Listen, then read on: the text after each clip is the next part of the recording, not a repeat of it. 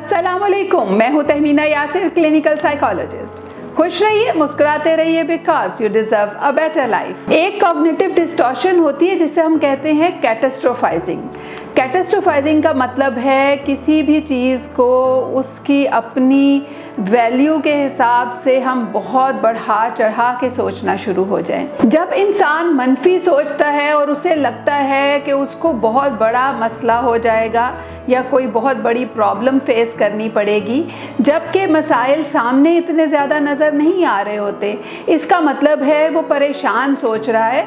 और इस सोचने के अंदाज़ को हम कहते हैं कि ये ऐसा सोचने का अंदाज़ है जो कि हमारे अंदर एंग्जाइटी, डिप्रेशन और बहुत से ज़हनी मसाइल पैदा कर सकता है।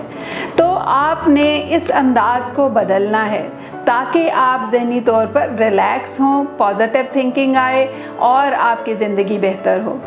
कई लोग कहते हैं कि ये शख्स बहुत बढ़ा चढ़ा के बयान करता है, यानी एग्जेजरेट करता है।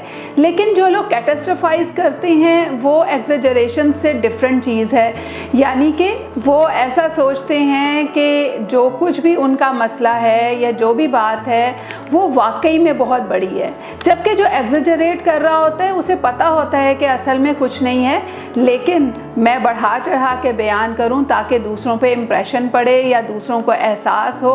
तो ये सोचने का अंदाज़ जो है, इसमें इंसान अपने आप को नुकसान पहुंचा रहा होता है। ऐसे लोग बहुत ज़्यादा ज़हनी तौर पे भी अज़ियत महसूस करते हैं और जिस्मानी तौर पे भी बहुत ज़्यादा परेशान होते हैं और बीमारियां उनको होती हैं। मिसाल के तौर पे एक स्टूडेंट है जो कि एग्ज़ाम में बहुत अच्छा परफॉर्म नहीं कर सका, लेकिन उसने सोचना शुरू कर दिया कि मैं अब कभी पास नहीं होऊंगा, मैं फ़ेल हो जाऊंगा, मेरी ज़िंदगी ख़त्म हो गई, मैं कभी कामयाब नहीं हो सकता। मैं बड़ा इंसान बनना चाहता था, मैं इंजीनियर या डॉक्टर या कोई भी प्रोफेशन में बहुत बड़ा काम करना चाहता था, लेकिन मैं पास नहीं हो सका या मैं अच्छे मार्क्स नहीं ले सका, तो मेरी ज़िंदगी ख़त्म हो गई।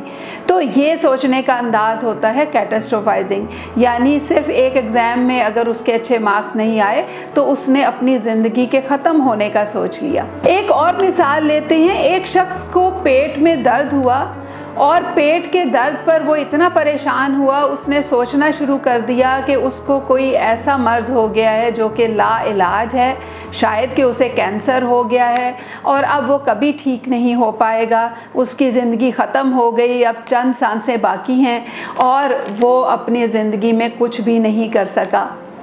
ये सोचने का अंदाज़ जो है, इसने उसे बेचैन कर दिया, परेशान कर दिया, एंग्शियस कर दिया, डिप्रेशन में भी वो जा सकता है। जबकि असल में बात ये थी कि पेट में दर्द था।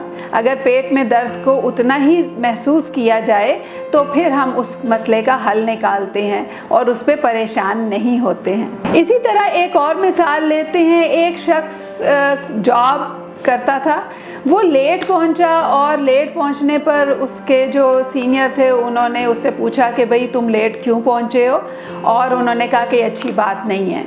तो इस पर वो इतना परेशान हुआ, उसने सोचा कि बस अब मेरी जॉब ख़त्म, अब मेरे पास कुछ भी नहीं होगा, कोई और जॉब भी नहीं मिलेगी, मेरे बच्चे सड़क पे आ जाएंगे, मैं अब ज़िंदगी में कुछ नहीं कर पाऊँगा, मेरी ज़िंदगी तबाह हो गई।